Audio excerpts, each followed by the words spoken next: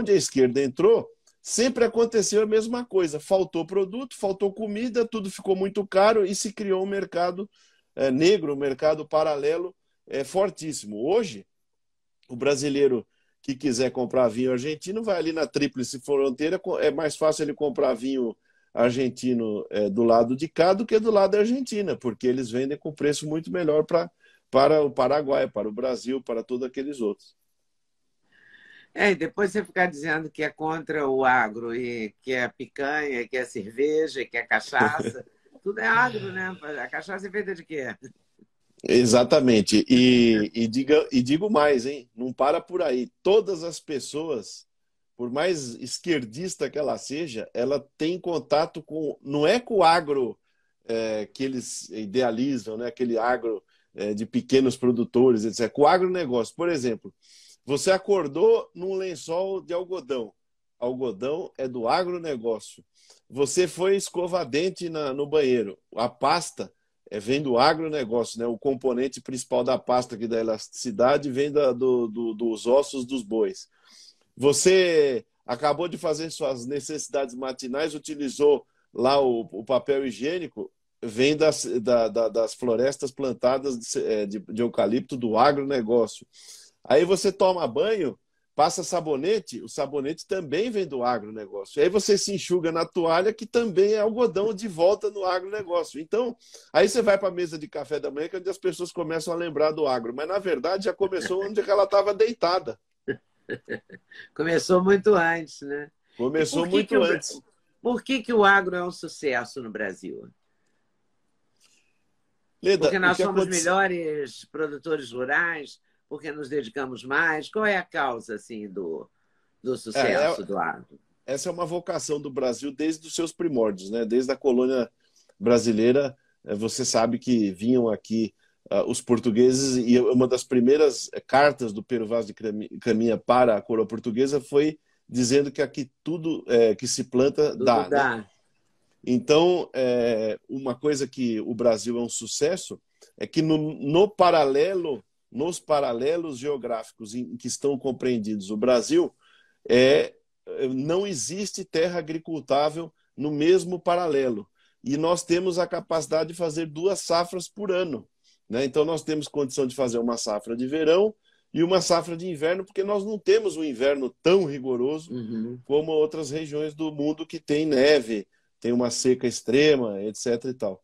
E, associado a isso, esse desenvolvimento dos sertanistas brasileiros que entraram pelo Brasil adentro nos séculos 17 e 18, né? A observação de várias características naturais ajudaram muito na pesquisa brasileira depois com a Embrapa, né? Eu quero fazer aqui menção ao ex-ministro Haroldson Paulinelli, que foi o É. idealizador da Embrapa, né? E que teve e que poderia também, né, Helena, poderia também ser tratado como uma coisa absurda, né, pelo presidente da República de então, que era o presidente Médici, mas pelo contrário, foi tratado com seriedade, criou-se a Embrapa e graças à tecnologia e às pesquisas realizadas naquela ocasião, nós temos aí agricultura tropical, né, as tecnologias de agricultura tropical mais modernas do mundo, sem paralelo, porque o que se tinha até então era conhecimento agrícola para regiões temperadas, né? Então, Estados Unidos, Europa, Argentina, sul da África e lugares de clima temperado. Nós não tínhamos nada semelhante para a condição tropical brasileira, que está entre os trópicos né, de câncer, de câncer no o Equador, trópico de Capricórnio, né? E aí depois de trópico de Capricórnio para baixo, já é uma região subtropical, aonde já começa a mudar o clima. Mas nessa faixa, aonde nós dominamos as técnicas de cultivo, são 100% nacionais. Não tem paralelo, não tem ninguém que fez o que o Brasil fez. E aí, na década de 70, começa o plantio direto, e aí o sucesso da agricultura brasileira, daí em diante, só vem a se desenvolver cada vez mais o avanço no cerrado, que era uma terra tida como pobre, né? Hoje é uma potência agroenergética do Brasil.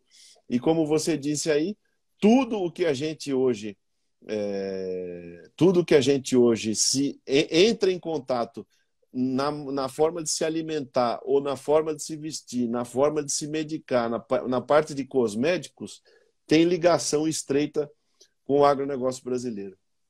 E a Embrapa tem feito verdadeiros milagres, né? No sertão, no Fez verdadeiros Nordeste, milagres. né? A Fez produção de verdadeiros milagres. frutas, a produção de vinho, até uva, né? Se tem no Nordeste.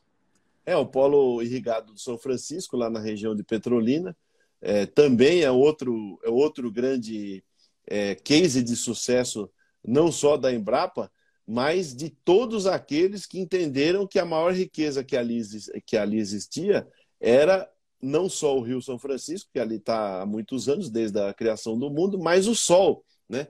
Porque o sol ali permite também com que se tenham 2 safras de uva, por exemplo, por ano. Nas outras regiões que se planta uva, mesmo no Rio Grande do Sul, você só tem uma safra porque o clima não permite que você tenha 2 safras. E lá no Nordeste você pode ter 2 safras. Então, de novo, né, você acaba esbarrando na eficiência do agronegócio brasileiro. Você é apoiado pela ministra Tereza Cristina, você tem um histórico também de produtor rural familiar, é isso? Exatamente. A Tereza Cristina é uma pessoa que eu conheci melhor depois que ela foi ministra. Eu conhecia pouquinho antes, né? Principalmente através de albigos parlamentares, mas que ela fez um trabalho que eu não tinha dimensão, Leda, que ela poderia fazer um trabalho tão fantástico como ela fez.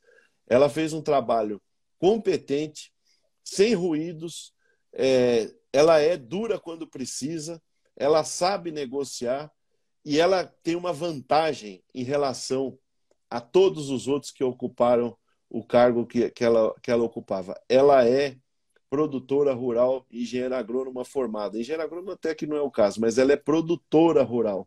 Você vai falar, mas tiveram outros lá que eram produtores também. Mas não eram mais produtores de si próprios. Eram produtores que já saíram daquelas searas e entraram em outras dimensões muito diferentes da produção efetiva. E ela é produtora rural. Ela entende do que você está dizendo na dimensão do que o problema se apresenta, seja no leite, na carne, na soja, no algodão, no açúcar. Ela entende do que você está falando. Ela teve um trabalho muito competente na questão da abertura de mercados, né, para os nossos produtos aqui do agro brasileiro, e também a desburocratização, em que pese a ineficiência de alguns órgãos, como e o ativismo ideológico, como, por exemplo, a Anvisa, né, que tem um ativismo ideológico muito grande no que diz respeito aos produtos fitossanitários utilizados na agricultura, mas ela fez um belíssimo trabalho também junto aos institutos de pesquisa, junto ao Ministério do Meio Ambiente, junto ao Ministério da Saúde e também na questão diplomática. Ela conseguiu conquistar novos mercados para o Brasil e isso foi Ela muito abriu importante. mercados em plena véspera da pandemia, né? Abriu mercados e durante a pandemia, se esses mercados não tivessem sido abertos, eu vou dizer para você que muita gente ia ter tido problema de abastecimento. Eu não digo que iam passar fome, mas iam ter algum tipo de problema de abastecimento. E ela garantiu o tempo todo, eu entrevistei nessa época, que não haveria desabastecimento e não aconteceu mesmo. Mas ela abriu mercados que a gente nem imaginava, tipo o Vietnã, Indonésia, né? O mercado asiático. Que ela aqui não haveria desabastecimento, aqui não haveria não. Mas esses mercados que você citou agora, além de alguns mercados de países árabes, foram não só muito importantes para nós como comerciantes, né, como produtores desses produtos, mas também para eles, né? Porque você tem que lembrar, né, Leda, que esses países que você citou, Indonésia, Vietnã, esses países são muito populosos, né? Então você imagina que eles precisam uma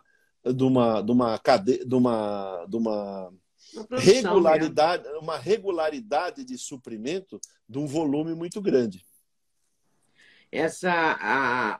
Algumas coisas são muito curiosas. Criticou-se tanto o presidente Bolsonaro porque ele foi encontrar o Putin, não é? No entanto, a gente precisava daqueles fertilizantes, estamos precisando tanto, né? Nesse momento. É um momento tão delicado também, né? Aquele caso, eu inclusive foi uma das pessoas que falou para ele muitas vezes, né? Falei para ele, presidente, tem que tomar cuidado com isso, porque a Bielorrússia já tinha sofrido, antes da guerra da Ucrânia, né? A Bielorrússia já tinha sofrido sanções por parte da União Europeia e dos Estados Unidos, e aí nós já tínhamos uma restrição da Bielorrússia, que é um grande fornecedor de fertilizantes do Brasil e do mundo. E aí, na sequência, aconteceu a guerra da Ucrânia, e nós temos países nórdicos, né, como a Noruega, principalmente, que produzem muitos fertilizantes nitrogenados, à base de petróleo principalmente, que também já estavam com problemas na cadeia de produção por conta daquilo que eu falei no início aqui da nossa live, da questão energética. E aí, eu falei para o presidente Bolsonaro, presidente, o lugar que nós temos agora para buscar produtos é na Rússia, porque o Canadá, com aquele Justin Trudeau lá, criando uma série de problemas e desavenças diplomáticas totalmente infundadas. O Canadá, só para você saber, é o maior produtor de potássio do mundo, né? Então, nós tínhamos ali um problema de ordem diplomática e outra que ele estava... Outro dia ele estava esculhambando o presidente Bolsonaro por conta para querer desviar a atenção do seu povo, né, que estava saindo um monte de caminhoneiro no meio da rua lá no Canadá, ele está querendo desviar a atenção do seu próprio povo.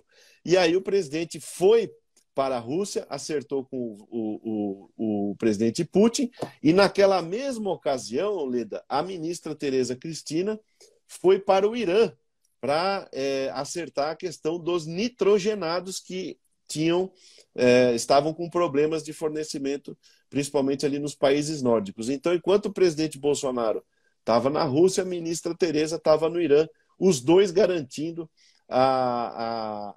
o abastecimento de fertilizantes para o Brasil. Nós não tivemos um dia no Brasil de falta de fertilizante. Nós tivemos, sim, especulação de algumas trades e alguns entes do mercado aí que quiseram fazer um pouco de terrorismo, que a gente já conhece, mas não teve um dia que faltou fertilizante no Brasil. E você teme, de alguma forma, que esses estímulos ao MST e outros movimentos do gênero possam, de alguma forma, prejudicar a produção brasileira? Por exemplo, se o Lula ganha a eleição, ele diz que o agronegócio não é fascista, que não tem nada a ver. Deve ser. Né? Ele fala claramente isso. Como é que você acha que ficaria? É possível que uma pessoa que não gosta do agronegócio brasileiro atrapalhe o agronegócio brasileiro? Claro que porque tudo pode atrapalhar, né? Um imposto a mais, uma restrição a mais, tal. Mas não é capaz de parar o agronegócio brasileiro. Já é uma máquina tão azeitada que eu acho que não para mais, né? Assim, né? Depende do tempo e das forças de ação que a pessoa tem. Você veja a potência agrícola que sempre foi a Argentina, principalmente na década de 50, 60, né? O peronismo conseguiu combalir o setor agrícola argentino, né?